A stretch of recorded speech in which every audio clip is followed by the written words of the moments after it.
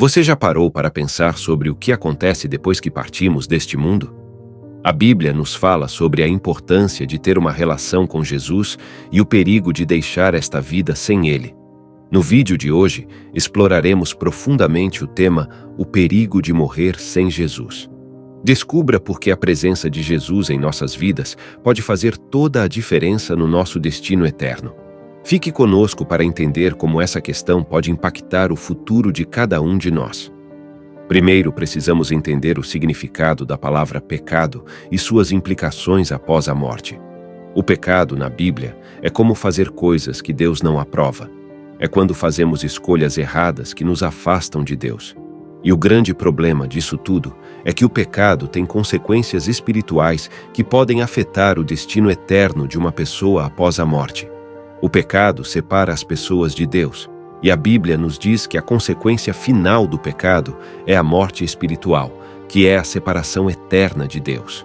Isso significa que, sem o perdão e a salvação encontrados em Jesus, aqueles que morrem com seus pecados não reconciliados enfrentam a separação eterna de Deus, o que é frequentemente descrito como um lugar de sofrimento e afastamento de sua presença, geralmente referido como inferno. As pessoas pensam que podem ser salvas por fazer coisas boas, mas a verdade é que isso não é suficiente. Mesmo quando tentamos ser bons, ainda cometemos erros. A Bíblia nos diz que ninguém é perfeito. Ela menciona em Romanos capítulo 3, versículo 23, que todos pecaram e estão destituídos da glória de Deus. Por isso, não podemos nos salvar somente pelas coisas boas que fazemos, porque sempre haverá algo que fazemos de errado. A lei na Bíblia foi dada por Deus para mostrar como deveríamos viver e ela nos mostra o que é certo e errado diante de Deus. Em Romanos capítulo 7, versículo 7, Paulo afirma: "Que diremos então? A lei é pecado? De maneira nenhuma. Mas eu não teria conhecido o pecado, exceto pela lei. Sendo assim, a lei não foi dada para nos tornar perfeitos diante dos olhos de Deus. Em vez disso, a lei serve como um espelho, mostrando como somos falhos e cometemos erros o tempo todo. Ela nos ajuda a ver nossa verdadeira situação, de como estamos afastados de Deus por causa dos nossos erros e pecados. É aí que Jesus entra. Ele é a única maneira de conseguirmos alcançar a salvação. Ele nos oferece a oportunidade de sermos perdoados e de nos reconectarmos com Deus através de sua obra na cruz.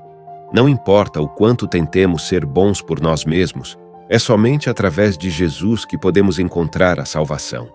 Ele é o caminho para nos livrarmos do pecado e ter uma vida em comunhão com Deus. Jesus veio ao mundo movido por um amor profundo e desejando nos salvar. Ele percebeu que estávamos separados de Deus por causa do pecado e sabia que não tínhamos a capacidade de resolver essa situação por nós mesmos. Portanto, ele escolheu oferecer a solução: morrer na cruz como um sacrifício para nos redimir. Segundo a Bíblia, o pecado cria uma barreira entre nós e Deus. Mas Jesus, sendo perfeito e sem pecado, tomou sobre si os nossos pecados e morreu por nós naquela cruz.